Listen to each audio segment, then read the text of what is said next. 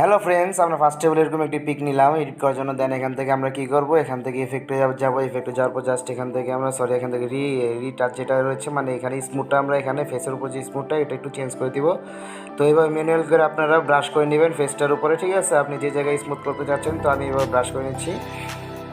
তো আপনি আপনার মন মতো এভাবে ব্রাশ করে নেবেন যে জায়গায় আপনি স্মুথ করতে যাচ্ছেন। তারপরে সেভ করে এখানে ব্যাগে চলে আসবেন, তারপর ইফেক্টে যাবেন। যাওয়ার পর জাস্ট এখান থেকে আপনারা ব্যাকগ্রাউন্ড কালারটা একটু চেঞ্জ করে দিচ্ছি। তারপর এখান থেকে আমরা কী করবো, সেভ করে আমরা হোলা টু যেটা রয়েছে এটা আমরা 0 করে দিয়ে জাস্ট ব্যাকগ্রাউন্ডের কালারটা রাখবো এটা, ঠিক আছে? আর অরিজিনাল কালারটা এটা সেভ করে দেবো। দেন এখান থেকে ব্যাগে চলে আসবো। তারপর এখান থেকে কী করবো, স্টিকার যাওয়ার পর এখানে সার্চ করবো আমরা ইনস্টাগ্রাম ফ্রেম, ঠিক আছে? এখান থেকে আপনারা অনেক ধরনের ইনস্টাগ্রাম ফ্রেম পেয়ে যাবেন, বা ফেসবুক ফ্রেমগুলো যেগুলো রয়েছে এগুলো আপনারা খুব ইজিভাবে সার্চ দিলে পেয়ে যাবেন।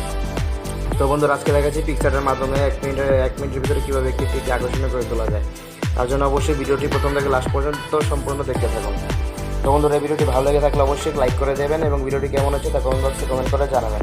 আপনি যদি আমাদের চ্যানেল নতুন হয়ে থাকেন তাহলে অবশ্যই চ্যানেলটি সাবস্ক্রাইব করে পাশে থাকা বেল আইকনটি বাজিয়ে রাখবেন।